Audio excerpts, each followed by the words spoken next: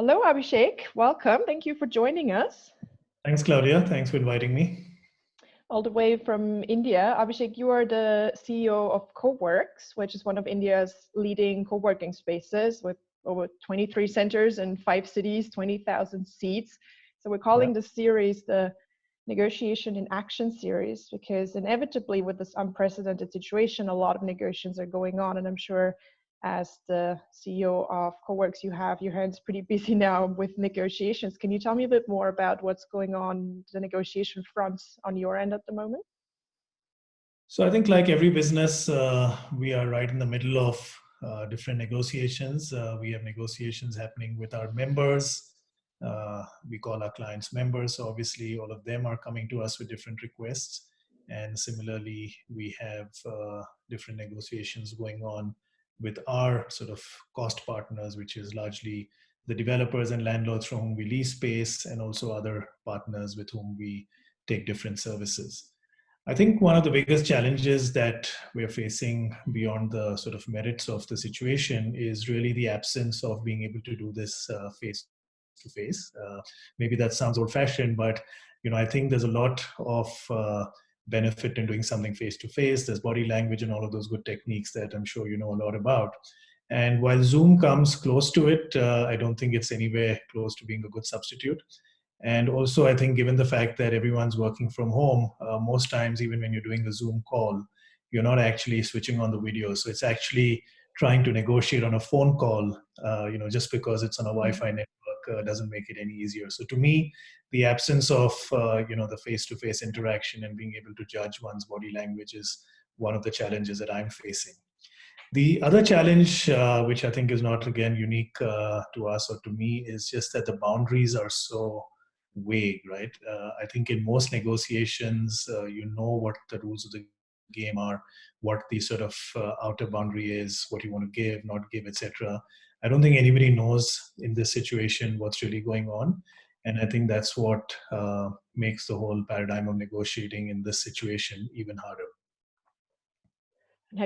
So you on one end you're negotiating upwards, so to say, with the centers you're renting from, and then also with your customers, with your members, and it sounds quite challenging to do that over phone. And people don't want to turn on their video cameras most of the time because everyone's working in their pajamas, I'm guessing, or at least my experience.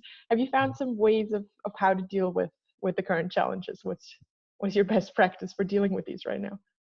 Well, sort of two things that I'm telling my team and telling the people that we're talking to. One is that let's focus on the process before we get into the actual negotiation, which means it's important for us to lay out some boundaries.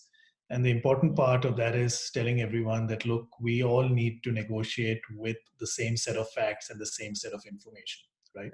And I think this becomes particularly important in cross-border discussions, because the situation in every country is so different and diverse, and therefore my understanding of the COVID situation sitting in India could be very different, or is very different from someone's perception and understanding of the situation sitting in the United States. Right? So I think the big sort of process that I'm following is telling everybody that let's agree that we're discussing something to do with India, and let's keep the Indian facts in perspective.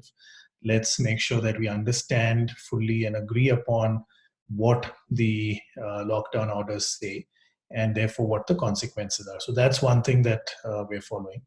The other thing is that, obviously everyone jumps straight into the force majeure clause.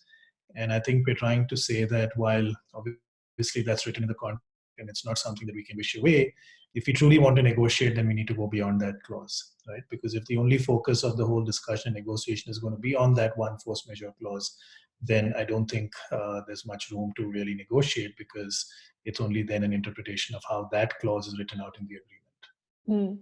So setting guidelines that apply all across the team and everyone's aligned on how do we negotiate, what is our standpoint, seems to be a very key tip at the moment to dealing with these uncertain situations. Any other tips that you have for people who are finding themselves in similar negotiations at the moment? I think the other tip is that, normally in any negotiation, I think there's always one party which has a slightly upper hand. I think in a classic negotiation, you always believe that everyone's in the same position, but at least in my experience, somebody always has a slightly upper hand. I think this is perhaps for the first time where everybody is as weak, everybody is as confused, everybody is as vulnerable, right? And I think, therefore, what we're seeing in many discussions is that the negotiations get emotional fairly quickly. They get into a lot of heated discussions, exactly for the reasons that I mentioned, right? Everybody's nervous. And there's also the sort of whole personal and business situation that's getting mixed up, which is, again, never happened in a negotiation. Normally, when you're negotiating, there's nothing wrong with the personal situation, and everybody's just negotiating a particular business problem. Here, people are dealing with their own personal challenges, and then you have a business challenge. So I think the whole vulnerability issue is a fairly deep one. And therefore, my advice to myself, to my team, to everybody out there is we all need to sort of keep our nerves, because if we're going to let all these emotions get the better of us, then I don't think we'll end up with any meaningful negotiation, and certainly not an outcome that should arise from a good negotiation. So it's actually very rare that business and emotions and personal lives get so entangled. They always get emotions, and egos always get entangled in every negotiation, but it's unprecedented to have a situation where everyone's really in the same boat. As you said, we all facing the same uncertainties. No one knows what will happen. So it actually puts you in a different perspective in your negotiation to realize this is a give and take. This will be a long term. How do we figure this out? There is no upper or lower hand in this negotiation. Absolutely. Yeah. Fantastic. Well, thank you so much. All the best for the weeks and months going forward. Thank you for taking the time. Take good care. Thanks, Gloria, and take care too.